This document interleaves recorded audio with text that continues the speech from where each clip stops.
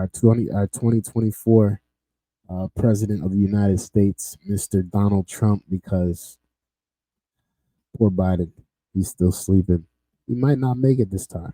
Last night, former President Donald Trump made his case to voters at the Black Conservative Federation at their annual honors gala in Columbia.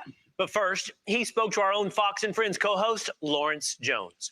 What's up, Lawrence? Who's back with us right now? Hey, good morning, fam. I had the opportunity to talk with 45. Talked about the latest issues facing the country, the breaking news with the courts, as well as IDF, as well as what is he think what's gonna happen in South Carolina. This is what the former president had to say. Watch.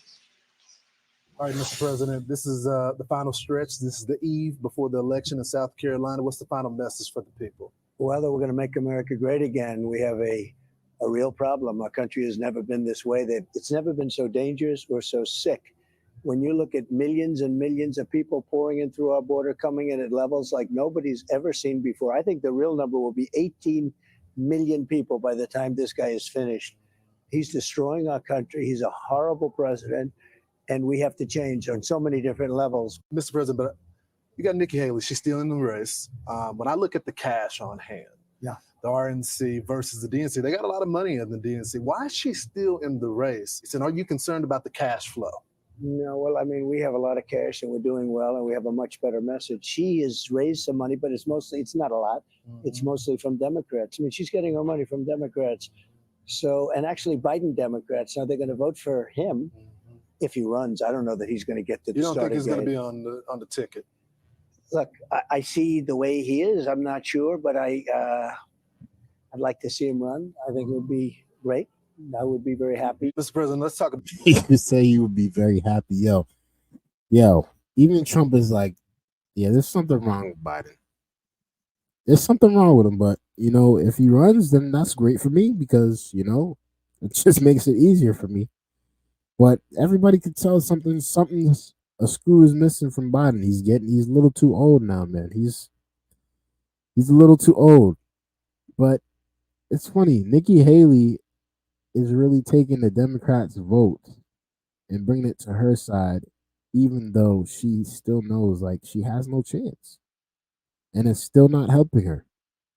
But, kudos to her. She's very confident and she's very she doesn't have that give up attitude. And I respect that from Nikki. About some of these court issues. So the breaking news is saying no delay in New York. What's that going to look like? Well, nobody's ever heard of such a thing. He comes out with a verdict and you're supposed to put up a bond. It takes you a period of time to get a bond. You have to go to a bonding institution. It's a sham. It's a horrible thing. We did nothing wrong. He knows we did nothing wrong. He practically said we did nothing wrong. The banks were happy. There was no victim. There was no jury. He wouldn't allow a jury. Mm-hmm. We had a clubhouse politician decide that Trump should pay $355 million on a situation where it was perfect. Mr. President, that's not the only case, though. You got the case now here in Florida, and you're telling the judge, you say, you got to throw this out based on immunity alone. Sure. Where does this go? Sure. I think the one in Florida, you're talking about the documents yes, case. Sir. Well, they're not trying Joe Biden, and he had 50 years of documents, and he had classified documents all over the place, including Chinatown, including under his Corvette in a garage. I did nothing wrong, and I come under the Presidential Records Act. So we just put in, for a dismissal of that case. You know that you probably saw that we should be dismissed. I tell you. Yeah, I got to agree with this one. It should be dismissed because the same thing did happen to Biden. And you know what they said in the media? They said, "Oh, he's too old. He's forgot. This is just a little mishap. It shouldn't have happened. He probably forgot because of his age." In the history of our country, there's never been anything like this. This is what a third world country does. It's the greatest scam in political history. It's a witch hunt. It's the greatest witch hunt, certainly, in political history. Mr. President, you made a very strong statement about the case in Alabama and the IVF treatment. What compelled you to, it looked like it was a red line for you, and you called them miracle babies. When this decision came down, politicians were calling me and they said, what do we do? This decision is a very rough decision. What do we do? And when I understood it, and it didn't take me too long, I'm like you, we're both fast studies, right? I said, wait a minute, these people are helping women to have beautiful babies, which is what they want. They may be unable to have them without. And I came down in favor of it, and it's been met really in a very popular way. We want to help women. We don't want to hurt women. Lastly, Mr. President, you're here for this big event with Black conservatives. Yeah. Everyone all across the country is talking about, you see these Black residents who are typically Democrats, and they're going into the city council meetings and they're saying, how are the illegals taking over our rec centers and taking over our housing in Harlem? What's going on here? And there seems to be a surge of Black support for no other Republican but Trump. And why is that? Why are you a different Republican? Why do they like you more? And Hispanic support and Asian support. But there's a tremendous surge of Black support. Look, I'm embarrassed to say Republicans would get like 4 or 5 or 6%. And I'm at 28%. And I think we're going much higher. The illegal immigrants that are coming in, and they're rough people. In many cases, they are not sending their finest for the most part. They're sending some very rough people.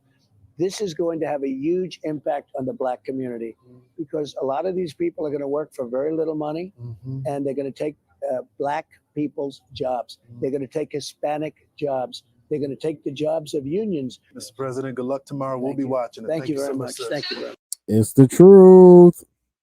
It's the truth. That is what we wanted to see right there. And that is what we wanted to hear.